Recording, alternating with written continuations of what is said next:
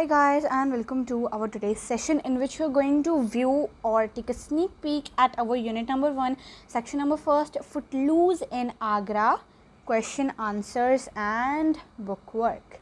सो आपका जो first question है ना, उसमें आपको क्या दिया हुआ है कि the pace of life in Agra is, आपको उसका क्या लगाना है, आपको उसका बी लगाना है, हेक्टिक. क्यों? बिकॉज जो लाइफ है आगरा की वो बहुत ही ज़्यादा फास्ट पेस है एंड हेक्टिक है. ओके, तो फर्स्ट का आपका हेक्टिक आंसर आएगा. देन सेकंड में आपको ये मैचिंग दी हुई है, इसमें आपको क्या बोलना है कि यमुना के मतलब अप्रोप्रिएट प्लेसेस के साथ आपको इन्हें मैच करना है. जैसे cold and blue foothills near Kalsi. क्यों? क्योंकि यहाँ पे जो स्नो होती है, ठीक है, उससे पिघल के जो यमुना आती है तो उसको हम लोग कोल्ड एंड ब्लू से रेफ़र करते हैं. Then next one is generally काम के यमुना, जहाँ पे मतलब काम रहती है ज़्यादातर, वो हो गए flat plains of Uttar Pradesh. Then muddy banks मतलब जिसके किनारे ज़्यादातर क्या रहते हैं, मड से भरे रहते हैं, उसको हम लोग दिल्ली बोल सकते हैं. अलाइव विद ह्यूज टर्टल्स मतलब जहाँ के यमुना के पानी में टर्टल्स पाए जाते हैं, वो हो गया Mathura the sacred city. Okay, so this was our matching. I hope you understood it. So now let us move to our question answers.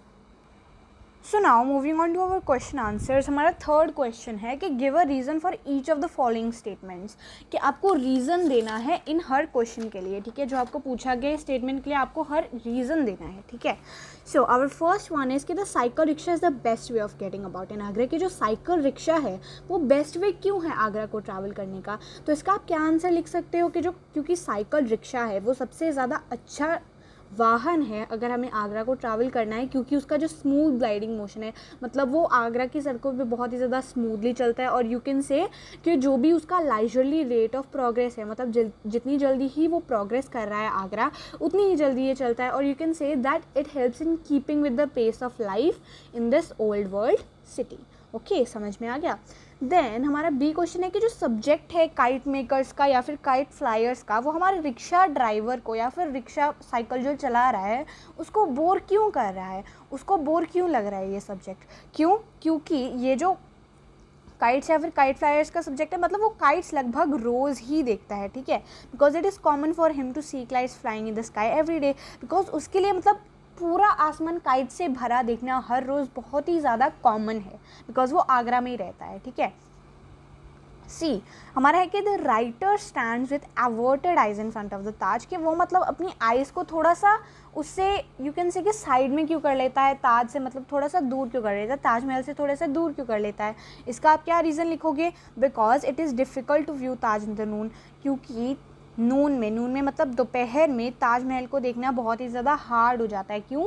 क्योंकि अभी देखो, आप दोपहर में देखो कितनी ज़्यादा सनशाइन होती है, कितनी ज़्यादा सनलाइट होती है, तो इसलिए क्या होता है, जो सनशाइन होती है, ठीक है, वो वाइट मार्बल को स्ट्राइक करती है और यू कैन से कि वो वाइट मार्बल से रिफ्लेक्ट हो जाती है एंड जो भी उसे देख रहा है उसके आंखों में सीधा पड़ती है, जिससे ग्लेयर कॉज हो जाता है और यू कैन से कि देखने में तकलीफ होती है. ठीक है, इसलिए जो राइटर है वो एवर्टेड आइज कर लेता है.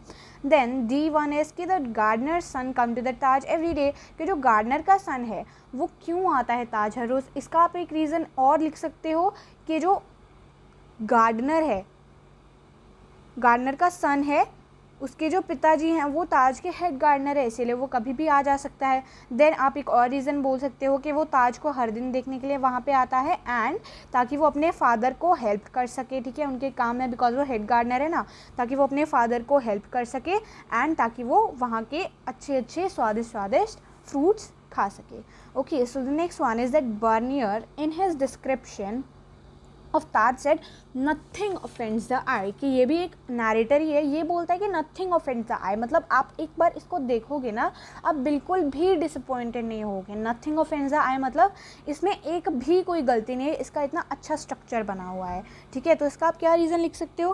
Because the effect of the Taj Mahal on the traveller is the same today as it was 300 years ago, कि आप ताजमहल को जितनी बार भी देखोगे उसका जो भी मतलब एक इफेक्ट है ना, उसका जो भी एक जादुई सा परछावा है, यू कैन से कि उसका जो जादुई इफेक्ट है वो हमेशा सेम ही रहता है, चाहे आप उसे 300 साल पहले देखो या फिर आज देखो. Okay, so fourth is answer the following questions briefly. अभी हमें फोर्थ में दिया गया है कि आपको इन आंसर्स मतलब आपको इन क्वेश्चंस के आंसर्स ब्रीफली देने हैं। अभी हमारा ए पार्ट है कि what does the author learn about the kite flying in Agra, के ऑथर ने मतलब काइट फ्लाइंग के बारे में क्या सीखा आगरा में। तो आप इसका क्या दे सकते हो कि kite flying in Agra is quite common, there are kite flying competitions every Sunday and heavy bets are placed on this game. अभी ये हमने चैप्टर में भी पढ़ा था कि इसमें क्या होता है कि काइट जो है मतलब आगरा में देखने बहुत ही ज़्यादा कॉमन होते हैं, पूरा स्काई काइट से भरा होता है। एंड एक और क्या है कि काइट फ्लाइंग कॉम्पिटिशन्स होते हैं हर संडे को। एंड जो हैवी बेट्स होती है, ठीक है, इस पे बेट्स का मतलब कि पैसे लगाए जाते हैं इन पे कि कौन सा काइट जीतेगा, ठीक है। Heavy bets are placed on this game, कि इस गेम पे हैवी बेट्स भी प्लेस की जाती हैं। So now B part is that what is it that gardener son find interesting when he sees the Taj Mahal every day, कि gardener का जो सन है, ठीक है, जो बॉय है छोटा सा, उसको मतलब क्या इंटरेस्टिंग लगता है, चाहे वो ताज को हर रोज़ देखता है, चाहे वो ताजमहल को हर दिन देखता है, बट फिर भी उसको ताजमहल क्यों इंटरेस्टिंग लगता है एंड उसमें क्या इंटरेस्टिंग लगता है, ठीक है, ये है आपका question. So you can say कि he is fascinated by the people who come to see the Taj, के वो मतलब बहुत ही ज़्यादा हैरान रह जाता है कि कितने सारे अलग अलग लोग, ठीक है, ताजमहल को देखने आते हैं हर रोज़। एंड वो उन्हें ऑब्जर्व करता है, उन लोगों को देखता है, including the kings and queens and presidents and prime ministers, film stars and poor people too, कि यहाँ पे हर तरह के लोग आते हैं, किंग से लेके क्वींस तक, ठीक है, राजा से लेके रानियों तक। यू कैन से कि प्राइम मिनिस्टर हो गया, ठीक है, प्रधानमंत्री हो गया, फिल्म स्टार जो फिल्म में एक्टिंग करते हैं, और यहाँ तक कि गरीब लोग भी उसे देखने आते हैं, ठीक है। तो इससे जो बॉय है वो बहुत ही ज़्यादा फैसिनेटेड हो जाता है। तो आपको अगले में दिया गया है कि describe the Taj based on the text you have just red, कि आपको मतलब ताज को डिस्क्राइब करना है, ताजमहल को डिस्क्राइब करना है। तो आप क्या बोल सकते हो कि जो monument was just marvellous and eye catchy, के मतलब जो मॉन्यूमेंट है वो बहुत ही ज़्यादा सुंदर है, बहुत ही ज़्यादा मार्वलस है एंड आई कैची है। आई कैची का मतलब कि आप अगर उसको देखते जाओगे तब भी आप बोर नहीं होगे, इतना ज़्यादा वो आइज़ को अच्छा लगता है, इतना ज़्यादा वो आई कैची है। And the surrounding garden, the wall of red sandstone and shining river added to the beauty of the monument. And जो वॉल है, ठीक है, रेड सैंडस्टोन का, एंड जो भी शाइनिंग रिवर है जो ताजमहल के पास से होके जाता है, वो जो ये जो दोनों चीज़ें हैं मतलब और भी ज़्यादा ब्यूटी ऐड कर देती है ताजमहल में। Okay, so our fifth one is कि when you see something every day, even if it is something remarkable, you don't feel excited about it. Can you identify 2 instances of this fact in the text? कि जब आप किसी चीज़ को रोज़ रोज़ देखते हो, चाहे ही वो चीज़ मतलब बहुत ही ज़्यादा अच्छी हो, बहुत ही ज़्यादा रिमार्केबल हो, फिर भी मतलब उस आपको same kind of excitement feel नहीं होती है जो आपको पहले दिन हुई थी, ठीक है। तो आपको ऐसे 2 इंस्टेंसेस बताने हैं जिससे आपको पता चल जाए, ये टेक्स्ट प्रूफ हो कि आप जब किसी चीज़ को बार बार देखते हो तो आपको उतनी मतलब एक्साइटमेंट नहीं होती है। तो आपका फर्स्ट क्या हो गया था, Taj in the Agra for the child. अभी देखो, चाइल्ड ने बोला तो सही कि उसको मतलब आप अगर एक बार देखो, 1000 बार देखो, वो सेम ही रहता है, ठीक है, बट फिर भी the Taj in Agra for the child is such instance that proves this text.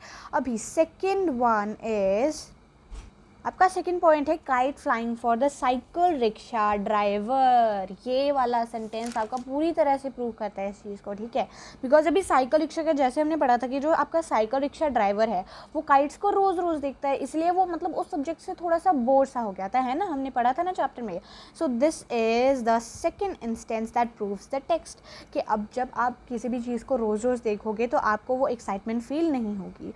So our sixth question is that Ruskin Bond was certainly impressed by the magnificent Taj, but he was also struck by some other things during his trip. What were they? What do you learn about the writer from them? कि मतलब Ruskin bond मतलब बहुत ज़्यादा impress हो गया था ताजमहल से, but कुछ और भी चीज़ें थी जो उसे फैसिनेटिंग लग रही थी, कुछ और भी चीज़ें थी जो उसे बहुत ज़्यादा मतलब अच्छी लग रही थी। वो क्या चीज़ें थी एंड इससे आपको राइटर के बारे में क्या पता चलता है, ठीक है।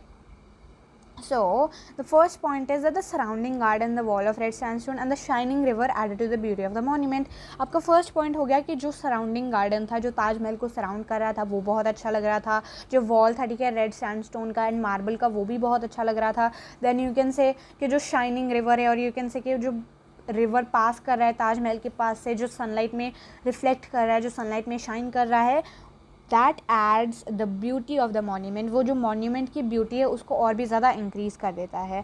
सो सेकेंड वन इज़ कि he saw parrots, Kingfisher and peacocks across the lawn surrounding the monument. अभी सेकेंड पॉइंट हो गया कि जो पैरट्स देखता है, ठीक है, किंगफिशर देखता है एंड पीकॉक देखता है across the lawn surround this monument, ठीक है।